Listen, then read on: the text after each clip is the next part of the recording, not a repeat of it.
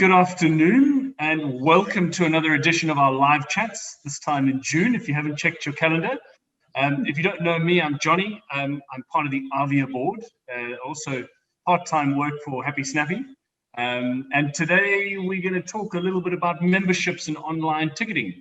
So again, welcome. If your camera is off, we'd love to see your face if you don't mind. But if you are busy in the background, that's also fine.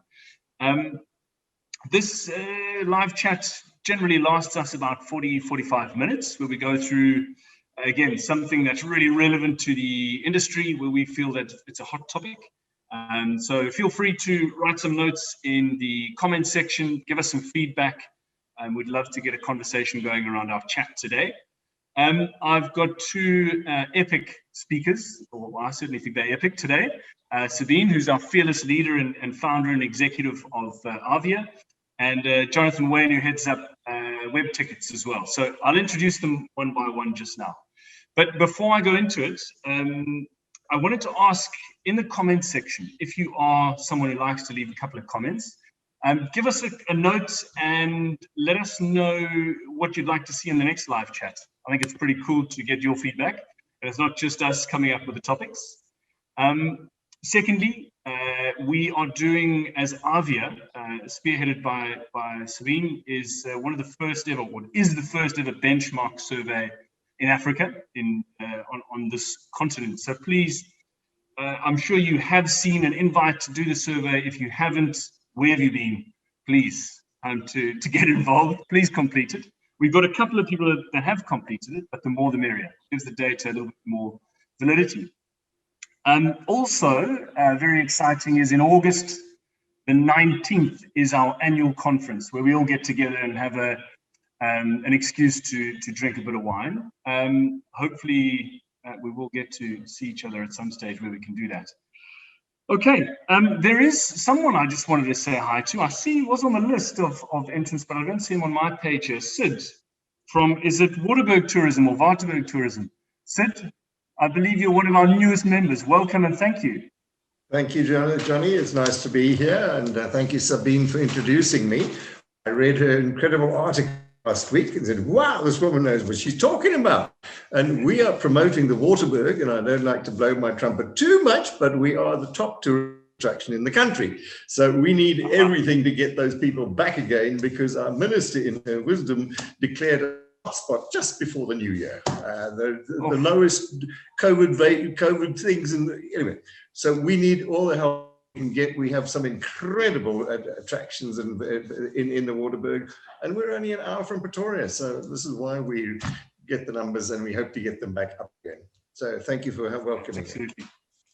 Thanks, Sid. Really appreciate it. And yeah, we're very lucky to have Sabine as our fearless leader. So hopefully with her knowledge, we can go even further.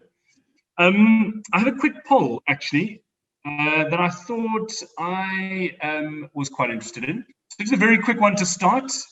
Do you have an online ticketing system? Simple, yes or no? If you're lucky enough to have one. I know, Ingrid, what your answer might be, but let's have a look. What are we now? It's 4-5. Let's see. It's just me that hasn't voted, I think. Okay, no, there we go. Okay, so it is bang on even. Some yes, some no. Interesting. With that, I want to do one more poll. So 50% of us do have a ticketing system. Next one to me is most important. Oh, I spelled it wrong. What percentage of your ticket sales are online sales? Do you have 10%? Do you track it at all? I know some people don't track it. They're not particularly worried about it. Okay, if it's not relevant, that's also fair. It's I don't sell any tickets online, but I'd love to sell some photos if anybody's interested. Okay, I think that's just about everybody. Okay, I'm going to share those results with you. Quite interesting, 10% is the winner. I think we had a gentleman from Gold Reef City last live chat, and I think he said 70% of his sales were now online. I think maybe the people that are on this call don't do as many online. Okay, so before I get too carried away with all the polls. I was having you answering questions all day.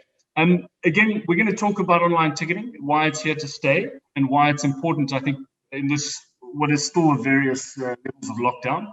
And first up, I'm going to ask Sabine to give us her breakdown of online ticket sales and why it's important and why attractions can benefit from it. I've got a couple of questions already lined up. I'm going to try and limit those to you, Sabine. So over to you. Thank you again for your time, and please, dance floor is yours. Right. Hi. Good day, everybody. Thanks for joining us. Particularly hello to you, Sid. Lovely to meet you. Our conference is virtual in August, so we won't have a glass of wine with you this time, but for sure, wine, tequila, all alcohol options are in play when we can. I see, Neil, you say that locals seem to use less online, and it's quite interesting because actually in the past we've had a conversation, I think, with Gold Reef City and a couple of others who've seen an exponential increase in online sales. And very interestingly enough, I'm also, you may know, on the global board of visitor attractions, and I had a meeting with them yesterday online, and they have seen a phenomenal jump in online ticket sales, something that they, and I know South African attractions, have really been focusing on for the reasons we will speak about in a moment. And so COVID has put speed bumps, potholes, detours, walls up for all of our attractions. But there are some things that it would have accelerated, some trends and new habits. And what I think we all should be thinking about is what habits have been accelerated that we want to remain sticky for when life gets back to what it was before. And it won't be the same life, but it will return at some point. We still don't know when. For sure, it will return to what it was before, whether that's in 1 year, 3 years, or 5 years. And the time now is to think of what sticky behavior you actually want to encourage, because we're trying to move our customers to that sticky behavior that's to our benefit. So, for example, a lot of the outdoor attractions have seen phenomenal increase in outdoor visitors. People that they haven't seen before, a whole cohort and database and demographic that they've been trying hard to access. And I am encouraging them to think about, how do you make that behavior sticky? Don't just revel in the overflow of this new behavior, actively think about how you're going to make that work. So the benefits of online ticketing are numerous, and I'm going to talk you through them. I don't have a PowerPoint. The first one is really efficiency. Efficiency in terms of time. It means that your guests are actually checking themselves in, buying their tickets themselves, okay? It clearly means that waiting at the front desk, they don't have to waste their time waiting, and you don't have to waste your frontline staff serving these people. When I was with the Cableway, which is now 5 years ago, it used to always fascinate me that people would wait in a queue for 2 hours, get to the front ticket office, and then rummage around in their pocket for their wallet, figure out how many tickets they needed, even decide whether they still wanted to go up, all those sorts of things. So that's an enormous time waster when you're trying to get people through your ticketing system. The other efficiency that it has is managing your costs.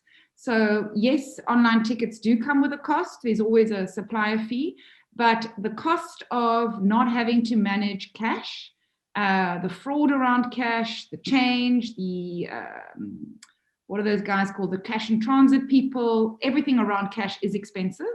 And of course, the loss, the theft that happens both from staff side, unfortunately, and client side.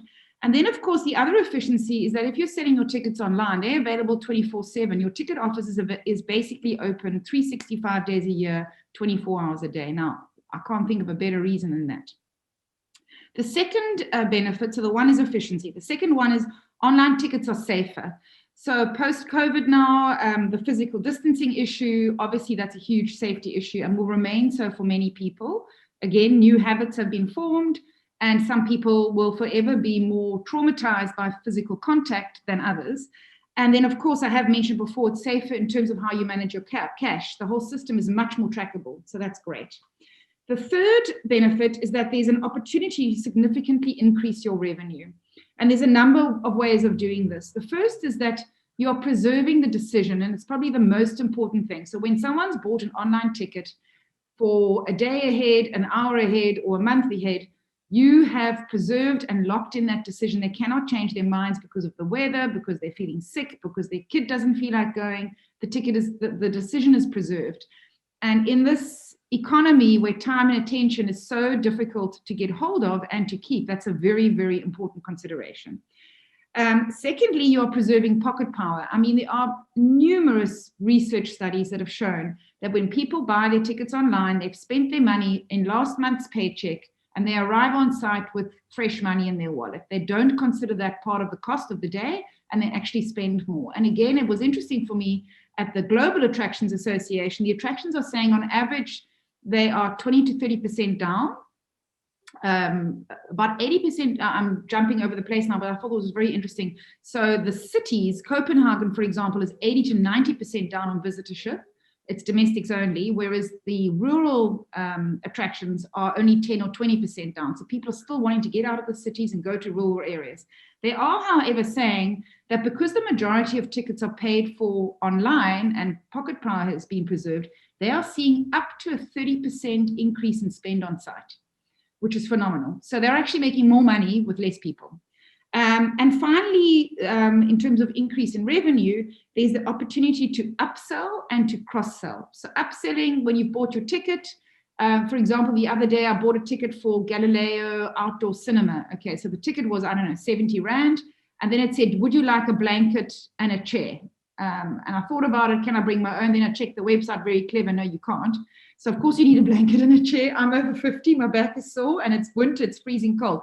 Whoop, an immediate upsell and preserved my decision, preserved my pocket power on the day. I now have spent everything last week and I now will spend probably 100 Rand on food and beverage. So in terms of increasing in revenue, you are preserving the decision, you're preserving pocket power, and you have the opportunity for up and cross-selling, which you must use, by the way. There's no point having an opportunity and not using it.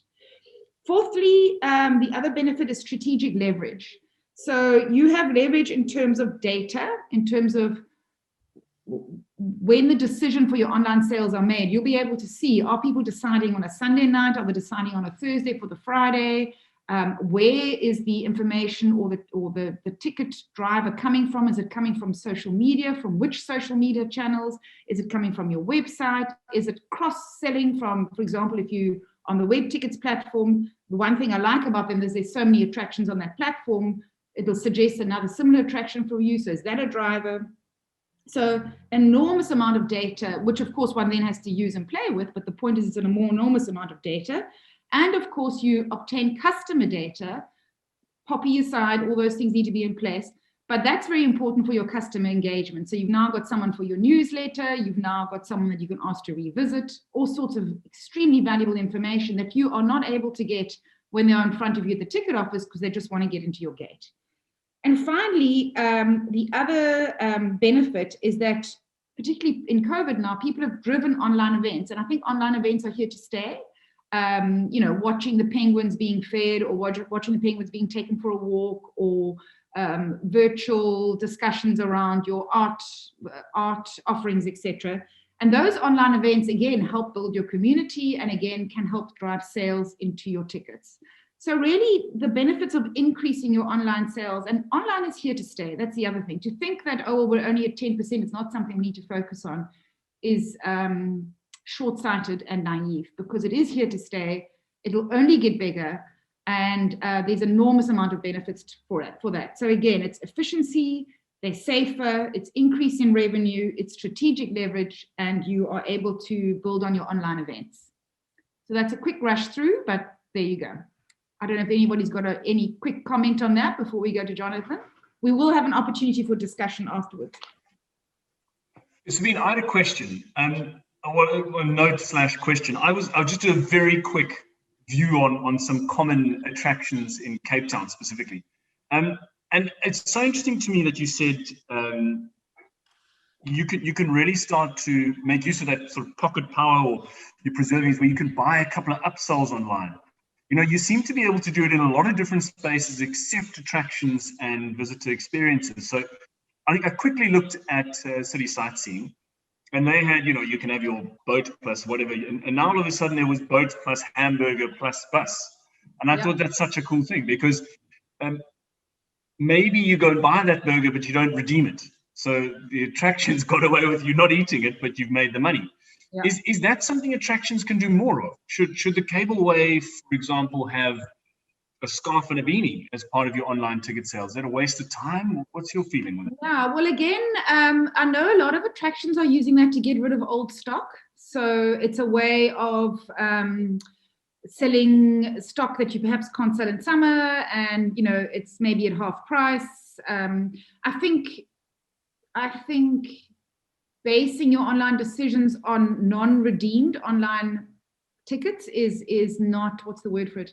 I don't want to use the word ethical, but it's not in the spirit of why you're doing it. The reality is 10% of online tickets aren't redeemed, and you still have the business, okay? But of course, the aim is always to get people through your door, because when you get them through the door, they've perceived value, they've perceived a day out, they become engaged with your site, they become future customers and people to talk about your customers. So that's definitely not the intention. But I think, these things are all learning opportunities for both the attraction and for the visitor. I know some attractions, for example, will offer redeem your popcorn and whatever now. So, for example, I went to the opera the other day, and this wasn't now because during COVID, all the the foyer drinks are no longer allowed. But pre-COVID, they finally got into the system where when you arrive, you can go across and pre-order your drink, get all that payment out of the way, and it's then left with a little note on a side table. It says Sabina Lehman and they're 4 tequilas halfway through the opera. Okay, now they've got their money up front. I'm not changing my mind. It's quick, it's easy. They can now serve other people. But how much easier if when I bought the opera ticket, I bought it then? Yeah. So to my mind,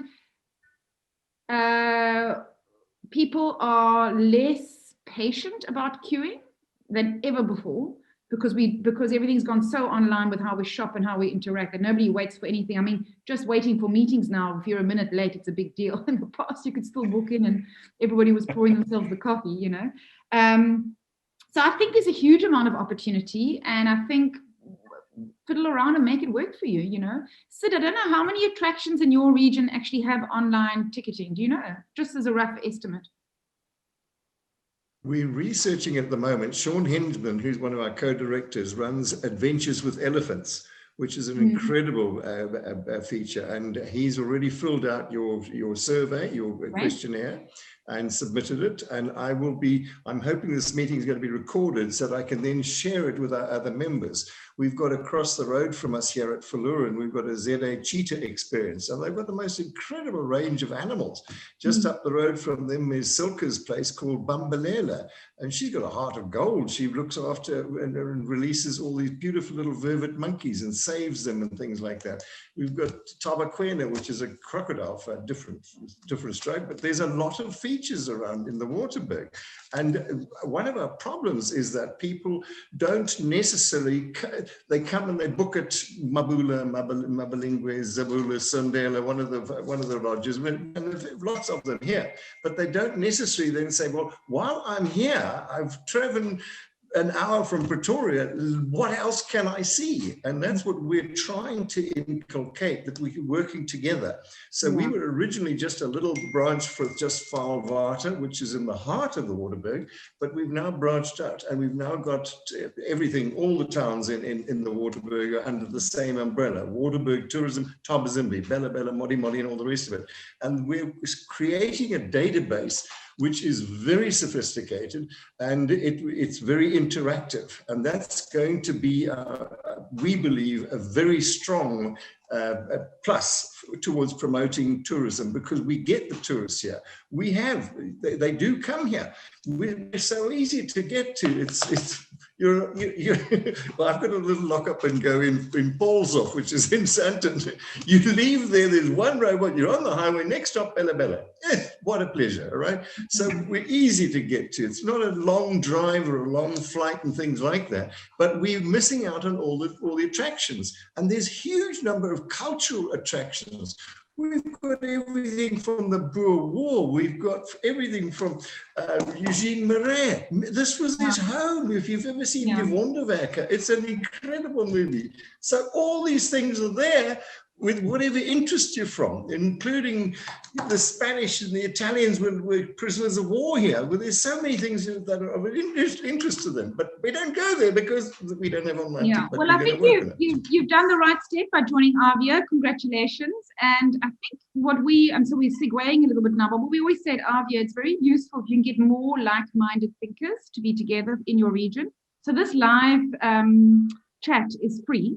And you don't have to be a member to join. So get your members to join us. The conversations are different every time, and get them to join our conference again, because what I always find, what it means is that instead of UCID converting them around this, they all hear it at the same time. And they realize, oh, okay, this is a trend. Like of all the attractions at this conference, 80% are doing this, et cetera, et cetera. But anyway, we're not talking about that now. So yeah, so look, online ticketing is I mean, the other thing that I didn't mention is for Generation Z, Generation Millennial, Generation COVID, blah, blah, everybody younger than me, 20 years plus, if it's not online, it doesn't exist. It really doesn't exist. I've got my 24-year-old niece locked down with me for 7 months. She can't get back to the UK. And I've been fascinated watching how she researches things, where she buys things. In her case, if it's not on Instagram and the click isn't from Instagram to buy tickets, or to make the restaurant booking, or to find out if something's open, it literally doesn't exist. It's really fascinating. So, this is here to stay, and the sooner we get into the mode and understand it and shape it in the form that suits us as an attraction, the better.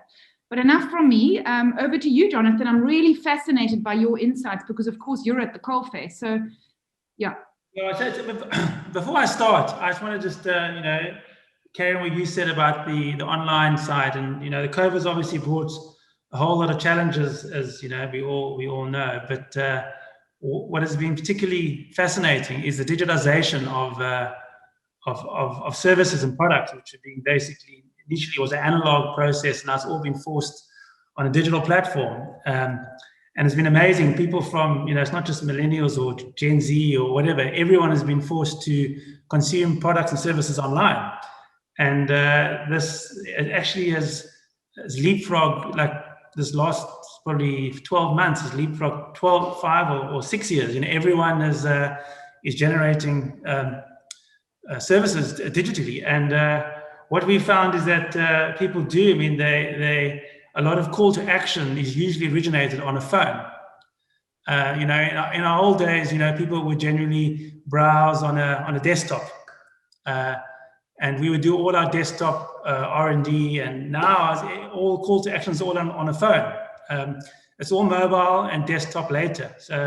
So all of our stuff now is largely mobile driven. So we have Google locations. We can ping where someone can save their Google location, and then we can ring fence all events and performances around their Google location and deliver proper content to the mobile phone, where previously on a desktop it wasn't relevant because it's it's stationary. But now people are they're constantly on the move, and they expect the right content to be delivered at the right time, and it's difficult for people to keep up with people's demands. But yeah, it's been a massive shift digitally, so, and I don't think that's going to slow down anytime soon. I'm still from the generation where research was done when your parents said, we're doing this. Get in the car. I found a brochure, and this is where we're going to Monkey Land. Brochure. I think you are.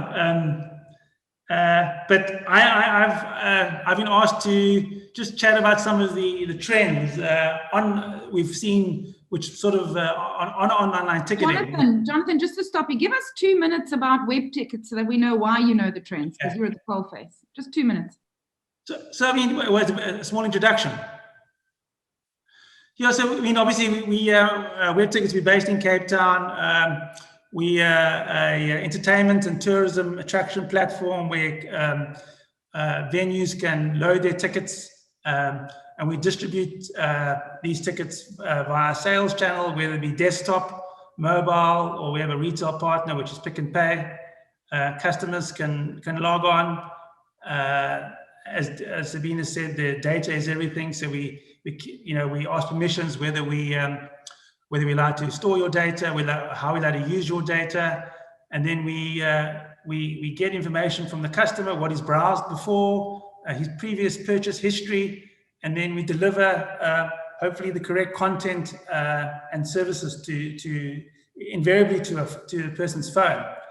And then we partner up with some of the large tourist destinations in Cape Town, from Upper Cableway. We also do theatres. We also do sports events. So we've seen that people, when they want to consume entertainment, okay, they largely go to their mobile phone, and we deliver the right content, and obviously we charge the customer. You pay by credit card, or someone who hasn't got a credit card, they pay it at a pick and pay. So that's largely how we sell our services. And we've seen, so I think I've been asked to explain how COVID-19 has impacted our business and some of the trends and requirements which our customers are demanding. So we have two customers. We have a customer which comes onto our platform who buys a ticket, and our other customer or client is the venue or the attraction who trust us or partner us with their content, and we load it on our platform, and we help distribute their tickets or their access to the larger buying public. So we have two hats on all the time, and sometimes it's driven by the client, which is the attraction, and sometimes it's driven by the consumer. And what we've seen in the last 6 months, largely most of the changes have been driven by the consumer, not by the actual attractions. And I want to use the opportunity just to expand how we think or how we've experienced the change in ticketing and how we think it will progress in the future. So the largest trend we've seen, and I've picked four trends, but there's not an exclusive list or exhaustive list. These are just some of the main items which you think which are occurring in our business. But the first one I'll talk about is the customer's demand for ticket flexibility and ticket flexibility in the ticketing rules. What happened during COVID? Customers were completely sideswiped. I mean, they booked for their attractions or their flight tickets or whatever it was, and everything closed down, on whatever it was, sometime March last year, and customers struggled to get their money back. They struggled to reschedule their tickets. They were basically, they were treated terribly. And you can just troll some of the consumer websites from Hello Peter to other, and you can just, have a laugh, and you can just see the vitriol. I mean, people are still waiting for their refunds 15 months later. We're talking about considerable amounts of money, which people have just either written off or, so it's left a very bad taste on the consumer's mind about trusting venues, trusting airlines, about giving money up front, hoping that the service will be delivered. And especially now when the outlook is a little bit, cloudy. For example, some venues might not make it. They just might close their door, or there'll be a COVID scare and they've got to close their doors. So consumers are demanding ticket flexibility and ticket rules. They want an open ticket. They want their ticket to be allowed to be rescheduled as many times as they want for no fee. They want the ticket to be refundable if they can't make it or someone gets sick. The days where someone would book for the 14th of the month and arrive on that day, I think those days are definitely over for the next foreseeable future. So as a business and as a platform, we've had to develop very easy processes to give the consumer confidence. Okay, so one, that his ticket is safe. Second, that his money is safe. So if he can't make it or the venue's closed, he's able to reschedule to a different time. So we've allowed customers to reschedule with 2 clicks of a button to a different date. We try not to allow the customer to refund, because that's terrible. So we have to allow that option, but we give the customer the option to refund to a voucher or to a credit that he can put into his Webtickets wallet and use it at a later time. and that gives customers confidence that they can use it. We've, as a brand, Webtickets, we obviously partner with Pick and Pay, so we have to honor the refunds. We can't be seen to withhold someone's money. So people do trust us with their money. We've had to refund thousands and thousands of tickets and value of money over the last 18 months, which has been quite traumatic. But having said that, people do, when they book a ticket with us, they trust us that we're going to honor their ticket, and if we don't, we'll have to reschedule it or refund it. So that's a big element. As a venue, you need to bear in mind, because if they don't have that trust, they're not gonna buy a ticket or venture. There'll be a lot of drop off. So that's the first big element which we've noticed. The other thing which we have addressed, but was the customers, the queries around how COVID-19 impacts the visitor experience. This is obviously it's a health issue, it's a timing issue, it's about you don't want to congregate and be a risk to yourself and your family. So what it's done is created this huge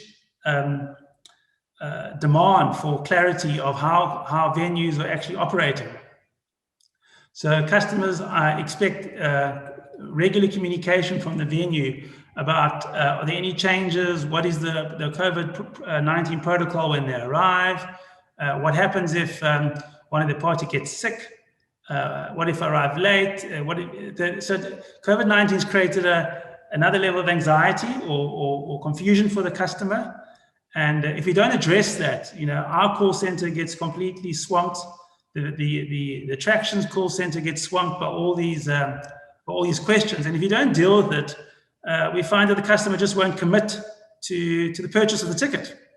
And then there's an option of losing sales. So you have to address this. So it's very important that you have an ability to regularly communicate. So once a customer's bought their ticket for a particular day, you need to send out regular emails.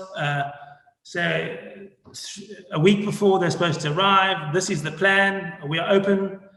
Please arrive. 2 hours before. There's a inspection process. So customers want to know that they're looked after, that it's a good experience when they arrive. And even the day before, you can pop a mailer out saying that this, we welcome you. Just a reminder of these are the certain things you need to do when you get here.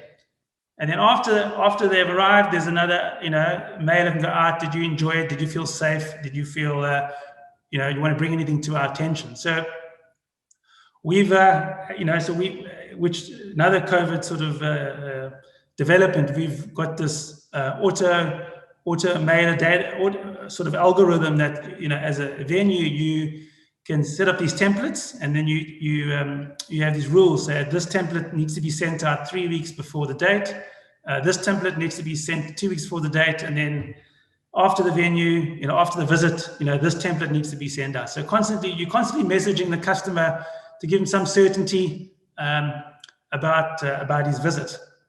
So that's meeting the customer's expectations, and I think it's probably temporary that we have to do this, because once the sort of pandemic, the impact is less. You'll have to message it, but I think messaging is always going to be part of a good part of your customer engagement.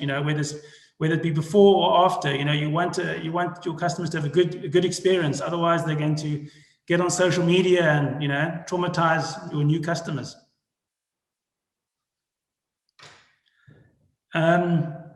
Okay, so the other thing which we've seen, which COVID-19 has completely destroyed, is turnover. Turnover and revenue. That's just been catastrophic, if that's the right word. And I think, I don't want to go into the detail around that, because everyone's got their own horror story.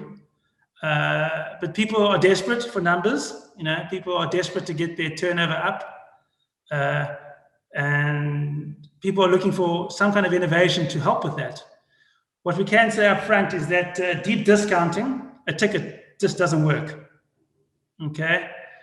It sounds economically plausible in your head. Thank you for saying that, Jonathan. So many people have gone the quick, dirty route, and they are so struggling to get their headline admissions fee up again. So, yeah, very interesting to hear you say that.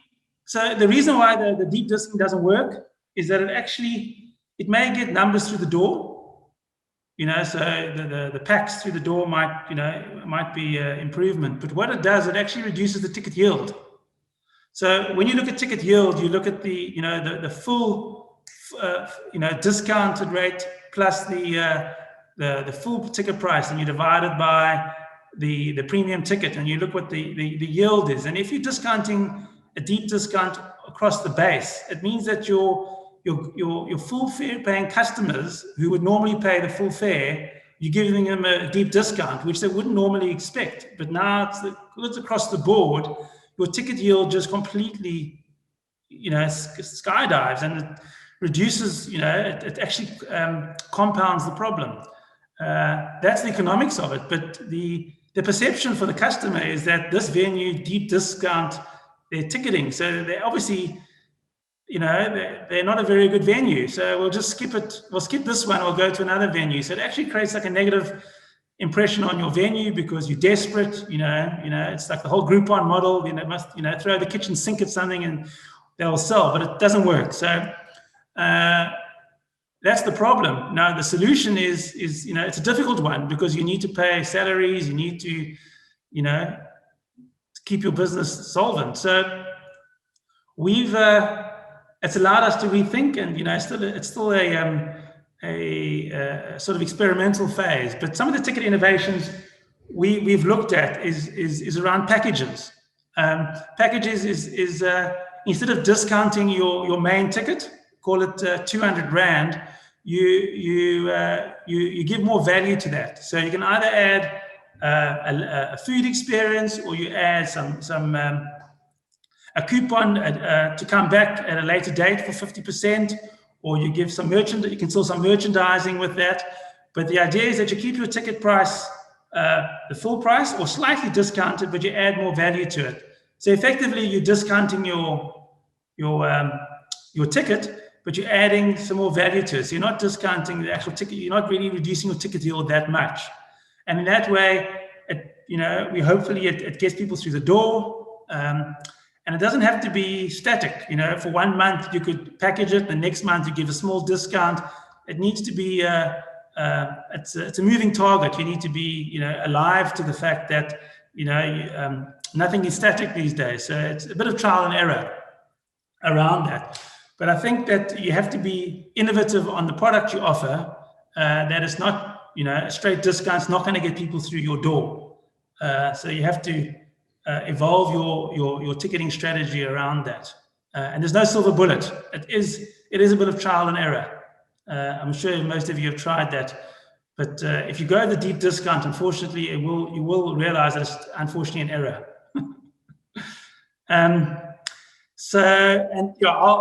If you speak to me in 2 months' time about ticket innovations to boost numbers, I could give probably something different to you. So what we are trying, this maybe it's a small venue, but with our some venue in Oudtshoorn, I think it was in Oudtshoorn. So what we've done is that we've tried to deliver a discount to the local consumer, but for people who don't live in Oudtshoorn, they charge full price. So a local can go into a Pick n Pay, and he can pay for his ticket with cash, or even use his Smart Shopper points and get a discount that way. But if a consumer wants to buy online, or non-resident, then he's got to pay the full price, which it doesn't really work for all venues, because this is just a small sort of rural client. But we thought it was interesting in that he's charging online people more than walk-ins, which is against the grain. But with COVID-19, everything's up for grabs. Nothing makes sense anymore. I just thought I'd share that simple story. But the final sort of ticketing trend, which we've sort of noticed, is a move into ticket subscriptions or membership model. In the past, people would buy a ticket for a date and time, and they would have it in the, printed out, and they would arrive at the venue, and they would scan it, and they would get in, and it would be sort of a discrete moment. They would arrive and they leave, and you never see them again. But the world's definitely moved to the likes of, even food services. There's Netflix. There's a lot of businesses, not just in attractions, but moving towards a subscription model. And what this largely does is that, I think museums are doing it for a while, where there's like a membership, right? And the membership can be an annual membership. It can be a monthly, it can be quarterly or 6 monthly. And we've developed these business rules that if it's monthly, then we would have to, be a subscription service. We either charge a credit card each month, we would store their card details, and then we charge them. And then if they want to use their membership card again, they'd have to get billed, and then their membership would be renewed. And this all sits on our platform. The beauty about this is that it gives the attraction owner some certainty of the revenue streams. In these uncertain times, you want to know, that what's my pipeline business for the next 6 months? And, this kind of model helps with that planning, where if it's all discrete ticketing, it's very difficult to plan, especially with this lockdown 1, 2, 3. I mean, you never know if you can operate or not. So in this way, you can, planning is easier. The problem for attraction is that you need to keep your content relevant. So if you're offering a subscription model where you allow the customer to come, each day or once a month or, once a week, you need to, reinvigorate your content. So when a visitor comes to the venue, there's something different to see. So this is easy in a museum, but we're doing this for Kirstenbosch Gardens, where it doesn't really change much, but where there's, but the fact that they're doing it, they can plan, they can plan long term. They can see if their pricing model is right, how many times they actually use their card to get into the gardens. So it's really good, useful data. And to enhance that, what we've actually developed is that when someone buys a discrete ticket for a date and time, and they go to the venue and they love it, then we can actually upgrade them to a membership or subscription model. So we take their 100 Rand, which they use to buy their ticket, and we discount the membership for the 6 months by the 100 Rand. So it actually feels like a saving to them. And then you've upgraded the customer, which was just a one-off customer, to a serial customer. And then hopefully, he engages with their network, and and encourages further sales that way. So we're not too sure if it's going to be a massive uptake, but I do believe that model, subscription model, is going to be more common in the future. And if it meets your attraction, then I think it's worth something considering. It's interesting you say, and perhaps it's something we can talk about another time, but what's the difference between a membership model and a subscription model? I don't think it's just words, and I'm not quite sure what it is. But Skift, the international research forum in tourism, and really they're the best, they forecast a year ago that subscription modeling in tourism will be the next big growth area. And we've seen it in South Africa in terms of like Stokvels. I see Sandparks is allowing Stokvels to pay for and save for entry to Sandparks, etc. So I think it's a very new trend. And I am really just thinking out aloud, but I wonder what the difference between subscription and a membership is. And I know we've got a topic on this in our conference, and I think I must make a note that I'm going to ask the international speaker to give some thoughts on that once they've done their talk. But yeah, that'll be a very interesting thing to watch. So I think, my definition of it, and it's, clearly I'm not the expert here, but membership largely, relates to an organization, and it's usually like a longer term, yearly, you get your annual membership. But a subscription is largely around I would imagine like a Netflix model, right, where it's month to month. So if you're in Cape Town, if you're a student here and you're here for 6 months or you're from Johannesburg and you're only here for 2 months working remotely, you sign up to be unlimited access to Kirstenbosch or Tell Mountain for 2 months. and then you end, and then you go back to your homeland or wherever or back to Joburg or overseas, and then your subscription ends. So it's not a membership; it's just it's sort of a ticket that allows you certain rules into regard and so, but it's much more flexible than a membership. So I think it's the ability to switch on your subscription, and switch it off. Absolutely fascinating. You've really made me think about something. Thanks. And our challenge is that in South Africa, not everyone's got credit cards. There's a huge market out there, and people don't like putting their credit cards into the system because either just people are scared. So we have to integrate this into a retail environment. So your lower LSMs can, even like your Kaiser Chiefs, for example, they struggle to collect their subscriptions. It's important, so we're looking at doing a blended credit card and a Pick and Pay model where someone can go into Pick and Pay with cash, your stock file model, and actually just top up your membership or your subscription that way. So we're actually launching we've had the membership for a while now, but we're looking to do more subscription-based. People, can choose. I want a 2-month subscription or 14-day, something like that. So it'll be more flexible, and it'll be driven by the attraction and the consumer as well. So we'll see where that goes. Thanks, Jonathan. Really, really cool. Lots to take away there. I think I've got a half page in notes here, but we're running a little bit over time. I just have a sort of general question, I think. Maybe Sabina, Jonathan, as an attraction, I'm not necessarily in a position where I'm involved in them deeply, but to sell tickets online, yes or no? And if we do, how do we get more people to buy online? Or do we want them to buy online? Is there an answer to that? If I'm a small attraction, I know there are obviously benefits, but if I do decide to go with the ticketing system, how do I get more people involved so you can have that guaranteed purchase? Well, I mean, I think you've got to take a step further back. To what Sabine said, I mean, your customers are engaging with you digitally, right? Digitally first. I mean, especially at the moment now, they're sitting at home on their mobile, So if you haven't got a digital strategy, or online ticketing comes after digital strategy. If you're not engaging your customers there, then you're not in business anyway now. And then you'd rather just pack up and go home. I mean, it's not. So I think it's whether you get 1%, whether you get 100% online, you just have to have it. It's not an option anymore. Okay. Interesting. I was always fascinated to see how we can. Okay. Any other questions? Around ticketing, anybody got anything they want to add? Jonathan, yes, can you just advise us? I've been looking at your website while you were talking, and I see you have races there. Now, we have regular races. We're a very sporty people up here because we're in the wide open spaces.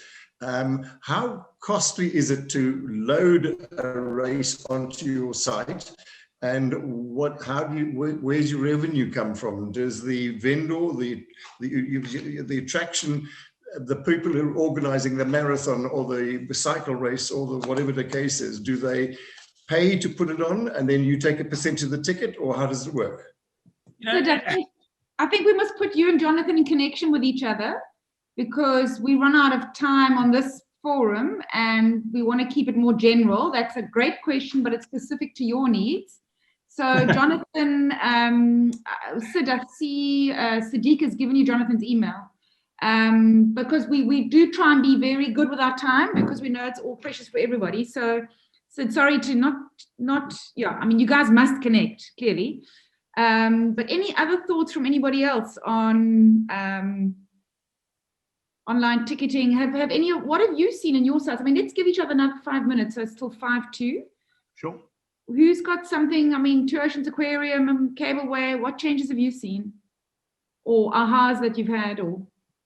Oh, I can comment a bit. I mean, I think in the chat section, I did say that we expected online sales to grow, especially because at the start, our messaging was very much buy online, to skip the queue, to skip touching, all of that.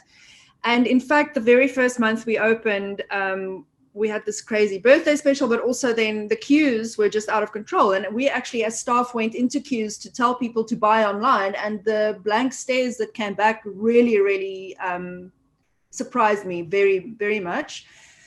So we still, we're still very much ticket office based, more than 85%. I also mentioned that we have an on-site only promotion at the moment, an after 3 deep discount ticket, which you can only buy at the ticket office. So that's also impacting our online sales.